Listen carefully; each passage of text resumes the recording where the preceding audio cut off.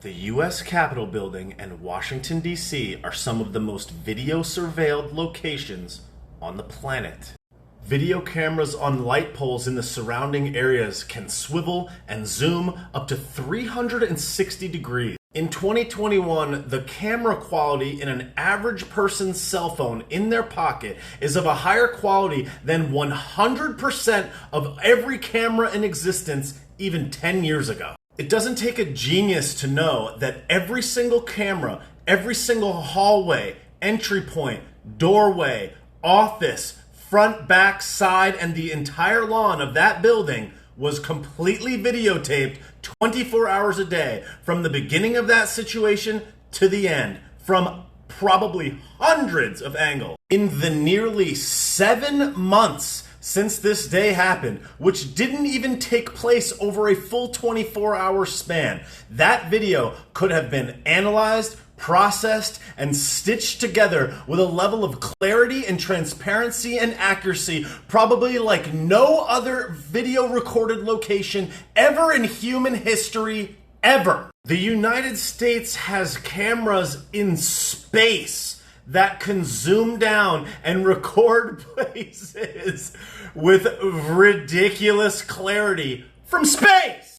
Yet the fact that when you see these testimonies on Capitol Hill today of all of these police officers, they are showing you very selected, highly edited body cam clips that look like they were shot on a GoPro, when they have full HD 1080p, probably 4K surveillance cameras on every single hallway and entry point of that entire building on a 24-hour loop. Yet they're going to show you a 30-second clip from a body camera where you can't even see what's going on. Does anybody else think this is just them saying, look how stupid these people are, that they think this is the only evidence we have of this? Yo! This grainy body cam footage has been pushed around on every mainstream media and news television outlet for the past 6 months. And here we are in the official testimony, and they are still showing these highly edited, grainy, garbage videos. Wow. And despite all this, and despite a ridiculous amount of suppression, your average American citizen that's taken a little bit of time to research this on their own for the past 6 months has seen countless clips of people literally walking in the doors of one of the most protected structures on the planet. And despite the fact that all the evidence has come out that not a single person perished on this day as a result of what happened, other than the one that was by the Capitol, Ashley. Other than her, not a single person perished, yet every single person, including in these testimonies, including on the mainstream media, including our supposed leaders, are like, the deadly insect.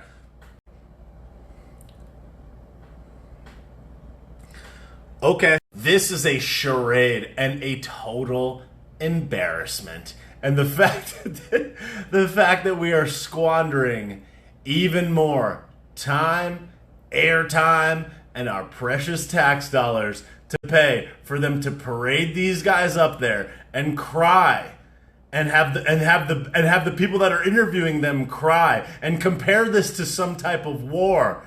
It's like, all right. And though I certainly support the heroism of the people who pretty much got thrown to the dogs to protect this building with no support at all, if anyone could have just had the most basic amount of foresight, which they obviously did, they would realize that this was done by design. They understaffed this by design. They created this situation that put these people in danger by design. If you quite simply just had more people there, none of this stuff would have happened to this degree. And here they are defending it and acting like it's not the staffing fault, like it's not, they're not even directing the blame at the right people. And I understand that they're frustrated, and I understand that they're sad, and I understand that what they did was scary. It's like, this is yet another example of misguided blame.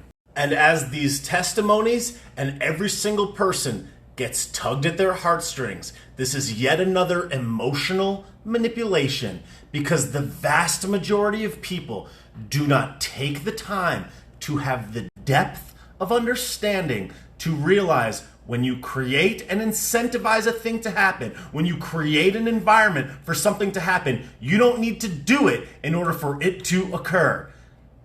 People don't take the time to do the research, and they will be emotionally manipulated throughout this entire testimony and this entire situation, as they already have been. And the people that do the research and the people that understand with a little bit of depth know the real truth.